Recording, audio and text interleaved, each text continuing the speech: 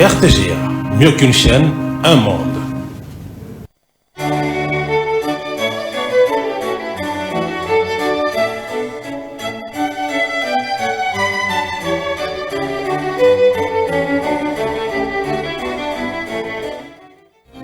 Ce journal vous est offert par Tango Protection.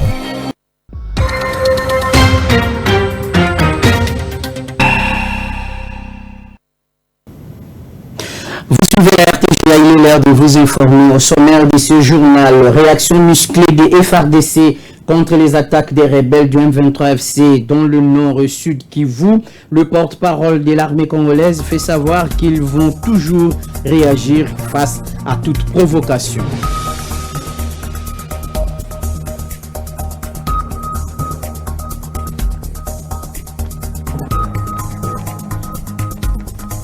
Au menu de ce journal, les professionnels de la santé sont à l'école du savoir. L'atelier ouvert ce mardi a réussi de mettre en place une cellule de coordination et de suivi des résultats afin de valider une vision partagée de cette structure à suivre dans ce journal.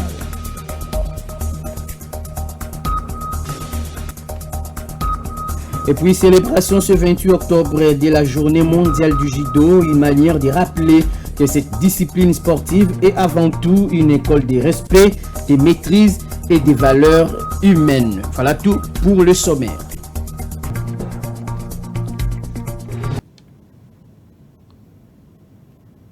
Merci de choisir la RTGA pour vous informer dans l'actualité. L'armée congolaise a l'offensive contre le rebelle du M23 FC dans le territoire, dans le nord et sud Kivu. Cette nuit à 3 h du matin, elle a procédé à une offensive généralisée sur toutes les lignes de front.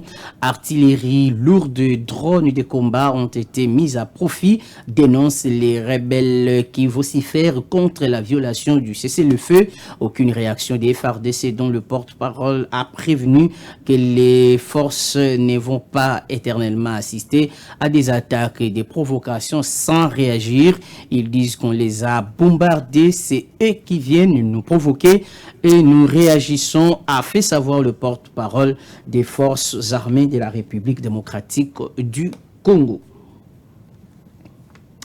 Et pendant ces temps, toujours les FARDC ont mis la main sur une importante cache d'armes appartenant à la milice et convention pour la révolution populaire dirigée par Thomas Lubanga et allié du M23. Selon le porte-parole de l'armée en Ituri, Jules Ngongo, cette découverte a eu lieu ce mardi à Mabanga, dans la chefferie des Mambisa, territoire de Djougou. Le stock saisi comprend notamment 11 armes, dont 8 fusils d'assaut AK-47, 2 AK-56, un pistolet mitrailleur Uzi ainsi que plusieurs autres munitions. Le général-major Bruno Mandevou, commandant du secteur opérationnel Ituri, a salué le professionnalisme et la vigilance des troupes ayant mené cette opération. Et là, au nom du gouverneur militaire, le lieutenant-général Luboya Nkasha-Madjouni a encouragé les militaires à maintenir la pression sur les groupes armés encore actifs dans la province. Suivez.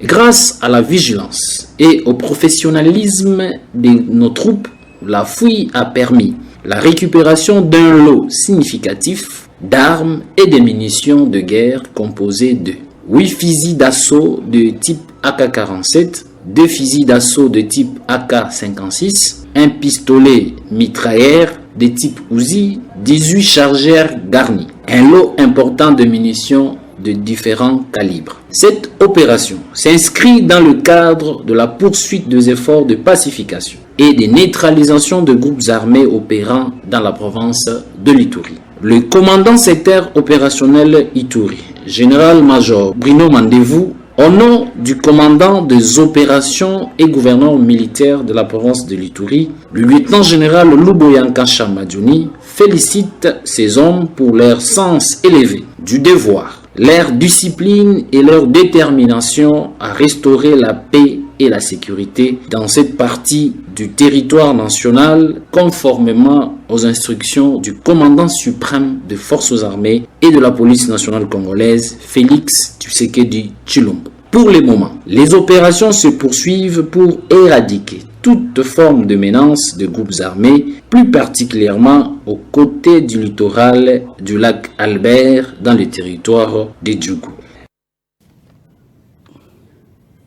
Autre chose à présent, l'UNICEF entend poursuivre ses appuis au gouvernement congolais dans plusieurs secteurs, dont l'éducation, la santé pour le bien-être des enfants. Son représentant en République démocratique du Congo, le docteur John Akbor, l'a dit à la première ministre Judith Suminwa. C'était au cours des entretiens qu'ils ont eu le lundi à la primature. Reportage Jacques Moulouba.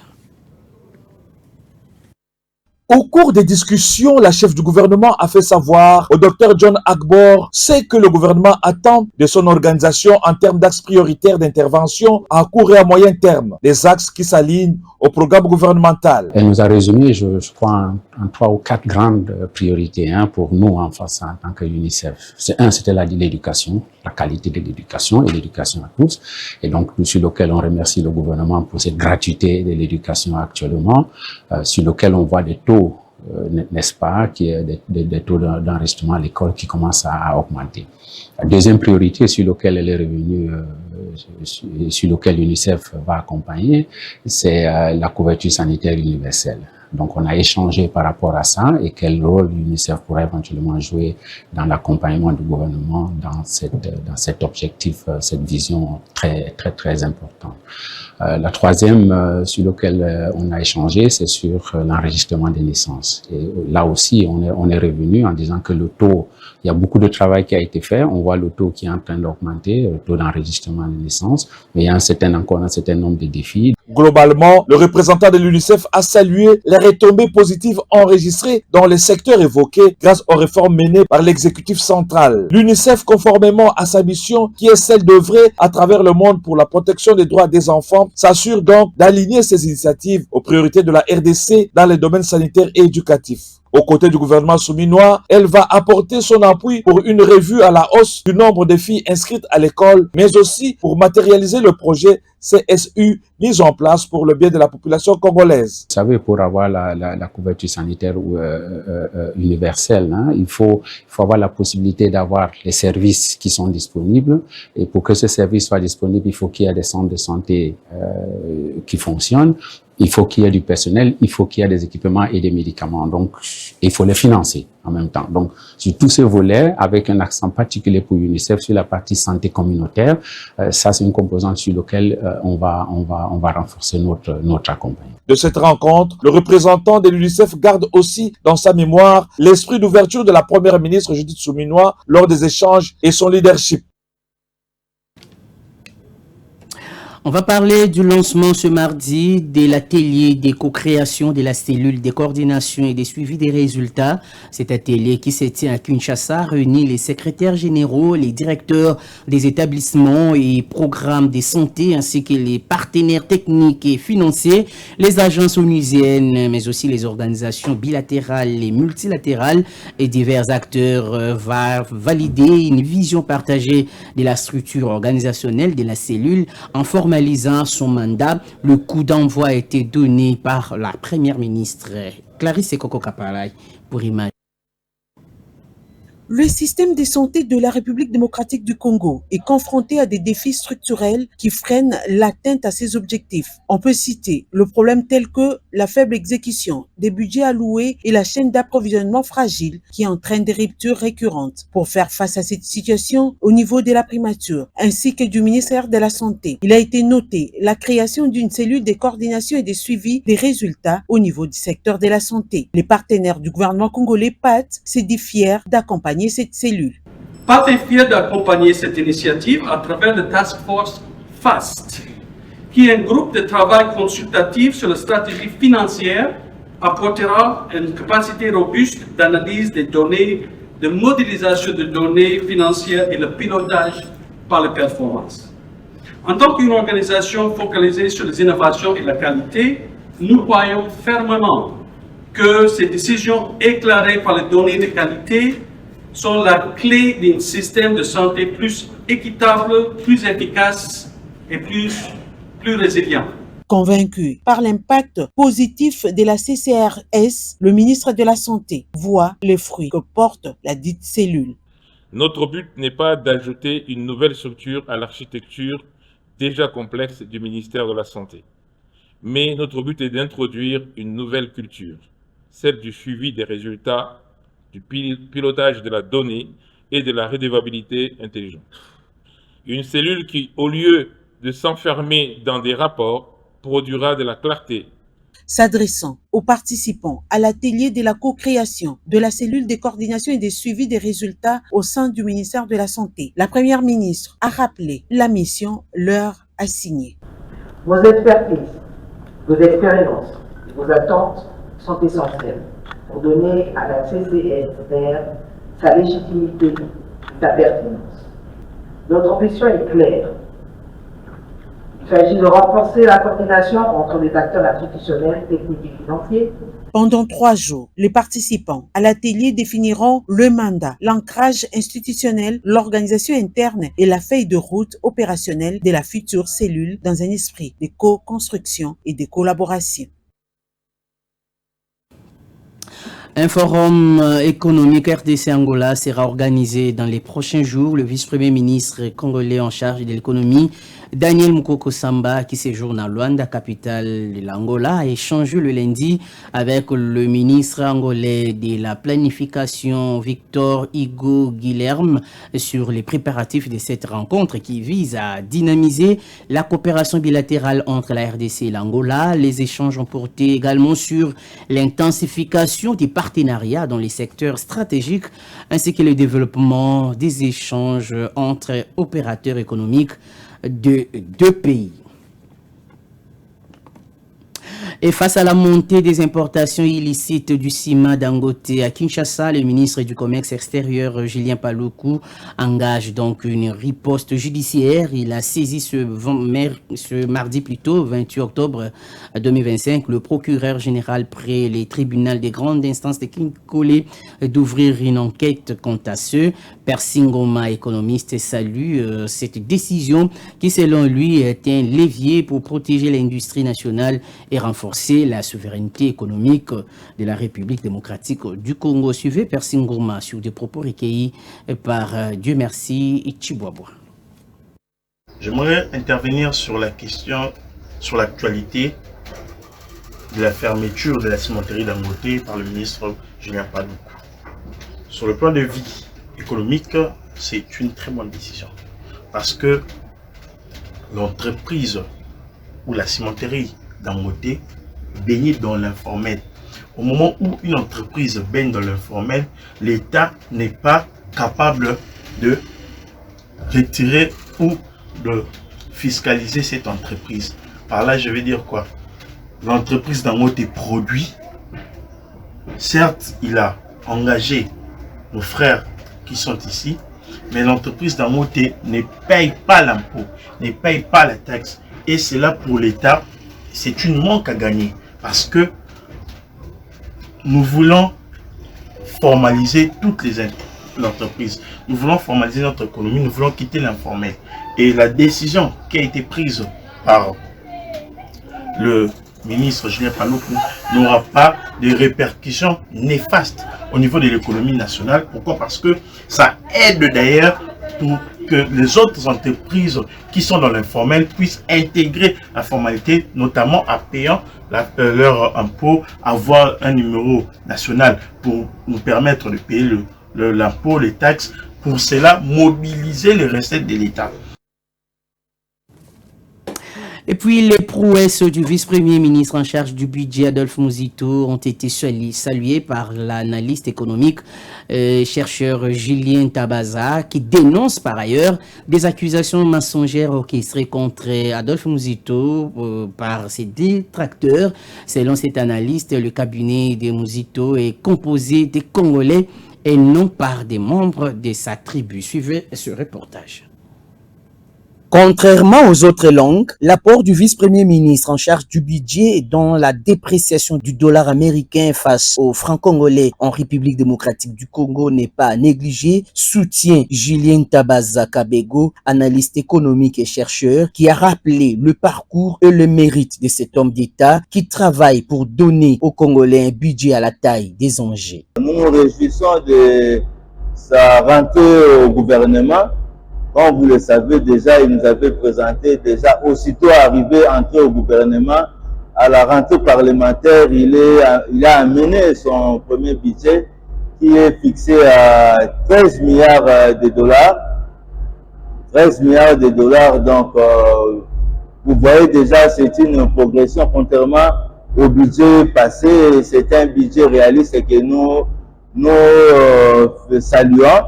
Et vous savez, dans l'histoire des budgets, c'est toujours son Excellence Adolphe Muzito qui a fait passer le budget du pays la catégorie de millions pour la catégorie de milliards. Julien Tabaza dénonce ce qu'il qualifie de campagne de diabolisation contre Adolphe Muzito par ses détracteurs qui n'ont rien à proposer pour l'intérêt de la nation. Mais ce que nous dénonçons, une mauvaise campagne visant à saper l'image de marque de son Excellence Adolphe Muzito par des personnes non notamment identifiées, parce que si vous allez dans son cabinet, son directeur de cabinet, c'est Vincent Mongoma, qui n'est pas un gars de la province d'Andounou, c'est un compagnon d'élite et un gars très compétent. Comment vous imaginez Muzito s'entourer des gens de l'Équateur, des gens de l'Est, et vous attribuez une sorte de tribalisme? Là, ce sont des gens même mal intentionnés. On va les traiter même comme des ennemis du peuple pour essayer un peu de discréditer ou saper l'image de son Excellence. Il vient encore pour parler du clientélisme. Non, avec son Excellence Adolphe Muzito, il n'y a pas de clientélisme. Vous méritez quelque chose et vous l'avez. À moins de 2 mois à la tête du budget, l'on peut constater des signaux forts de la part du vice-premier ministre et ministre du budget Adolphe Muzito, a conclu cet analyste économique. Et après la ville de Mbandaka dans la province de l'Équateur, la délégation du directoire national du Congrès national congolais, parti cher à Pius Mwabilou, est arrivée ce mardi à Gemena, chef-lieu de la province du Sud-Ubangui, avec à sa tête le sénateur Raymond Yossa Michel, l'équipe composée du député national Dieudonné Bileni, Marceli Bagaza, Serge Ilomba et Sélé Kanangila entend évaluer le fonctionnement du CNC sur place et des données des nouvelles directives pour sa bonne marche, accueilli par de nombreux militants et sympathisants du leader majeur au Sud-Ubangui. La délégation a eu un bref échange avec le comité interfédéral suivi des consultations des différentes structures du parti à partir de ce mercredi. On écoute le sénateur Raymond Yossa Michel. Comme vous le savez, nous sommes au site d'Ubangui, précisément dans la ville de Gemena, sur instruction de l'autorité morale de notre parti, le CNC, honorable sénateur Pius Mbayo Mukala. Nous sommes ici pour 4 jours dans le cadre de la redynamisation de notre parti. Comme vous le savez, nous avons commencé dans les Grands Katanga, les Kasaï, la Grande Orientale, Kindu, et nous avons commencé le périple de Grand Équateur. Aujourd'hui, c'est le tour de Gemena. Nous avons trouvé un accueil très chaleureux. C'est déjà l'occasion de remercier nos camarades de Gemena qui nous ont accueillis chaleureusement depuis l'aéroport jusqu'à l'hôtel où nous sommes logés. Et nous sommes venus avec une mission d'échange, de partage, de proximité avec les différents animateurs de la ville ou de la province de Gemena, et nous aurons une séance de travail déjà dès demain. Et puis, les jours qui viennent, nous allons en tout cas échanger avec les différentes structures de notre parti ici dans la ville de Gemena. Déjà, il faut retenir que CNC, c'est un très grand parti. C'est un parti qui n'attend pas d'échéance électorale pour approcher sa base. Et la vision de l'autorité morale est claire. Nous devons multiplier les rencontres, la proximité avec la base pour préparer davantage l'avenir du parti. Et il est tout à fait clair que partout où nous sommes passés, les messages est bien capté par les différents camarades de notre parti. Et nous avons apprécié sincèrement cette idée de l'autorité morale de pouvoir, n'est-ce pas, passer dans chaque province pour échanger avec la base. Évidemment, nous avons compris que la base attend beaucoup des autorités de Kinshasa à terme de proximité, de collaboration, et nous avons estimé que les rapports, finalement, nous sommes en train de préparer, qui sera bientôt présenté à l'autorité morale dans son ensemble. Et je crois qu'il faut s'attendre à beaucoup de choses qui pourront bouger au niveau de notre parti. Signature d'un partenariat médical entre l'Association des techniciens de l'audiovisuel congolais et l'hôpital de Grace of God. Un contrat qui vise à fournir des soins médicaux de qualité à ces professionnels des images. Une fierté pour Champion Ndangui, président de l'Association des techniciens de l'audiovisuel congolais, qui tient à ce que les caméramens et leurs dépendants soient pris en charge dans des meilleures conditions. Suzy Kibira Omari pour plus de précisions.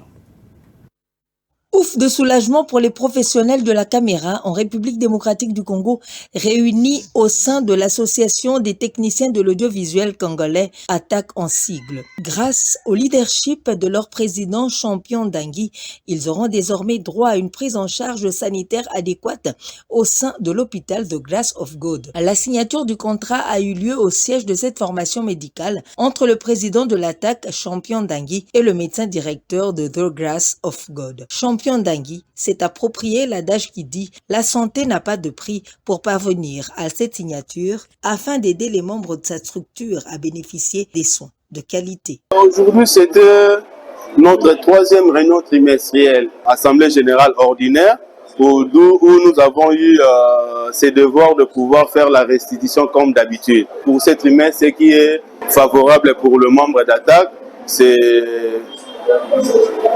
la concrétisation au fait de notre partenariat pour la mutuelle de santé, parce qu'on a beau parler, on a eu à parler pour cette histoire de la prise en charge santé, mais aujourd'hui c'était quand même effectif. Donc les membres d'ATTAC peuvent désormais aller prendre ou bénéficier des soins de qualité. La signature de ce contrat s'inscrit dans le cadre des missions que s'est assignée l'équipe dirigeante de l'Association des techniciens de l'audiovisuel, dirigée par Champion Ndangui, qui est déterminée à faire rayonner ces structures en mettant tout en œuvre pour le mieux-être des techniciens de l'audiovisuel congolais.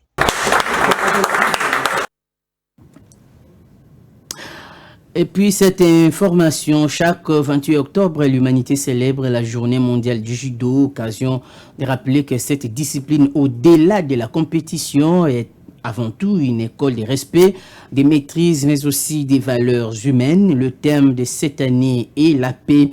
Et dans un monde marqué par la division, les conflits et l'incertitude, le judo nous rappelle que les valeurs qui nous unissent, le respect, l'amitié et l'entraide, les tatamis est un lieu où les adversaires ne sont jamais ennemis, mais partenaires d'apprentissage, de confiance et d'harmonie. Le détail dans ce commentaire. Suivez. Le judo, sport olympique et paralympique, est célébré chaque année le 28 octobre depuis 2011. Le World Judo Day, ou la journée mondiale du judo, a été initié par la Fédération internationale du judo, FIJ en sigle, afin de promouvoir le valeur éducative de ces sports. Il a été également choisi en l'honneur du fondateur du judo, Jigoro Kano, né le 28 octobre. Ce dernier a développé cette discipline au Japon à la fin du 19e siècle en s'inspirant des techniques de Jujutsu tout en y intégrant une dimension éducative et philosophique. Il s'est imposé comme l'un des sports de combat les plus pratiqués au monde depuis son introduction aux Jeux Olympiques en 1964. Il est organisé plusieurs initiatives qui sont mises en place à travers le monde dans l'objectif de promouvoir les valeurs du judo auprès du plus grand nombre de personnes. Cette journée met en avant des thématiques spécifiques chaque année, notamment le respect, le courage ou la solidarité, afin de sensibiliser les pratiquants et le public à ces principes fondamentaux. Et pour cette année, les thèmes choisis est la paix. Le judo compte aujourd'hui plusieurs millions de pratiquants dans plus de 200 pays au monde et ayant une forte représentation dans les Jeux olympiques et paralympiques. Il est encouragé notamment chez les jeunes et renforcer son rôle en tant qu'outil éducatif et social. Nous pouvons citer les goths de cette discipline sportive, Teddy Riner. Ce judoka français est une légende vivante grâce à un palmarès impressionnant qui les place au sommet de ces sports de combat. Et c'est la fin de cette édition du journal. Je vous en rappelle les principaux titres. Réaction musclée des FARDC contre les attaques des rebelles du M23 FC dans le nord et sud Kivu. Le porte-parole de l'armée congolaise fait savoir qu'ils vont toujours réagir face à toute provocation. Et puis les professionnels de la santé sont à l'école du savoir. L'atelier ouvert ce mardi a réussi à mettre en place une cellule de coordination et de suivi des résultats afin de valider une vision partagée de cette structure.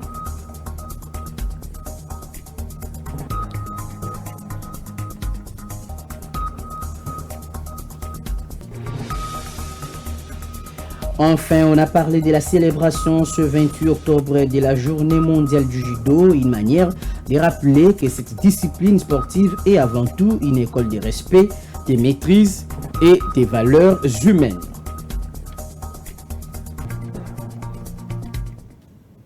Fin complète de cette édition du journal. Merci à vous de l'avoir suivi et bonne suite des programmes sur les antennes de la RTGA. Au revoir.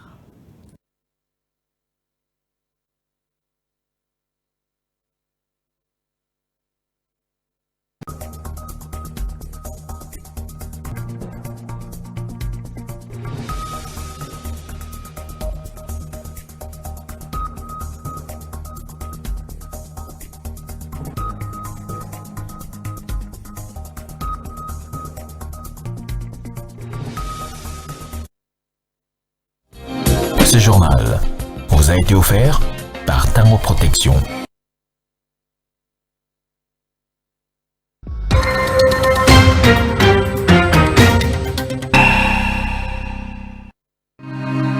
RTGA, mieux qu'une chaîne, un monde.